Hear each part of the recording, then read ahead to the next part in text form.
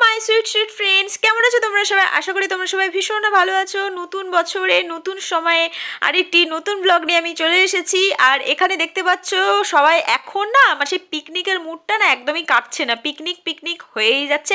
পুরো জানুয়ারিটাই অবশ্য picnic picnic একটা আবহাওয়া থাকবে, তাই না? আর এটা হচ্ছে আমাদের পাড়ায়, মানে আমি যেখানে থাকি সেই পাড়ার মাঠে পিকনিক হচ্ছে। দারুণ মজা করেছি সবাই মিলে, তোমরা ভিডিওটা দেখলেই বুঝতে পারবে। আর আমরা এখানে একটা টেবিলে কজন বসেছি দেখতে পাচ্ছ, মানে একটা টেবিলেই মানে কোনো রকমে আমরা বসবো এটাই ভেবে নিয়েছিলাম যে কেউ অন্য টেবিলে যাব না, কারণ অন্য টেবিলে খেলে মজা হয় না, একসঙ্গে খাওয়ার মজাটাই আলাদা। আর আমাদের কোনো সেদিন রান্না বান্না কিচ্ছু ছিল না, সকাল থেকে বেলা করে ওঠা, সানডেতে যেদিন ছিল মানে নিজেরাই সব সার্ভ করা হচ্ছিল। দারুণ মজা হয়েছিল। আর মেনুতে কী কী ছিল দেখতে পাচ্ছ, এখানে একদম ফ্রাই ঝুড়ি ভাজা দিয়ে দিয়েছে, একটা ডাল ছিল, আমি তো ভুলেই গিয়েছি আসলে খেয়েছিলাম তো তখন, আর ভীষণ মজা হয়েছে।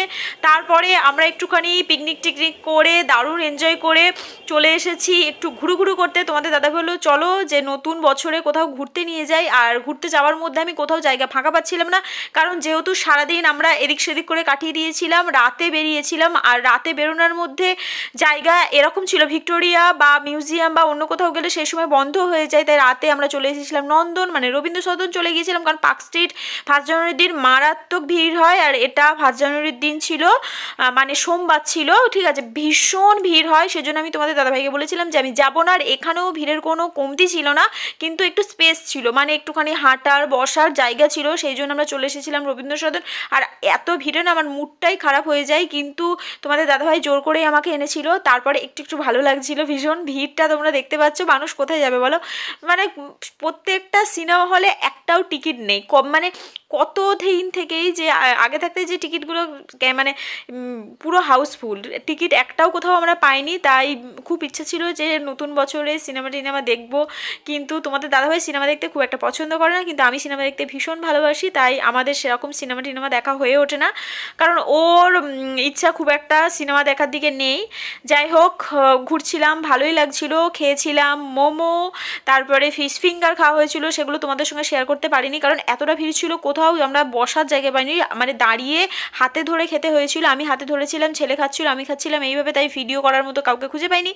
আর তোমাদের দাদাভাই লাইনে দাঁড়িয়েছিল, মানে একটা খাবার আমি নিয়ে আসছি, খাওয়া হচ্ছে লাইনে দাঁড়িয়েই, মানে লাইনে দাঁড়িয়েই খাওয়া হচ্ছে। আর এখানে একটুখানি জলের শাওয়ার টাওয়ার ছিল, দারুণ লাগছিল।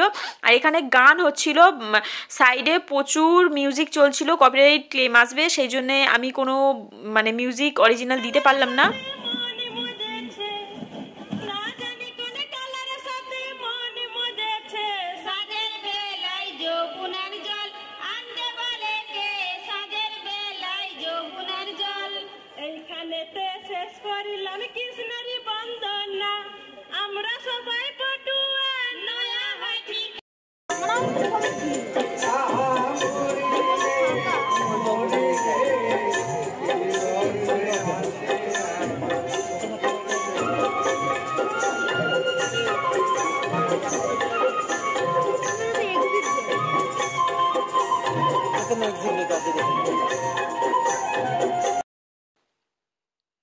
নন্দনে এই 25 ডিসেম্বর থেকে 1 জানুয়ারি পর্যন্ত সবার জন্য খুলে দেওয়া হয়।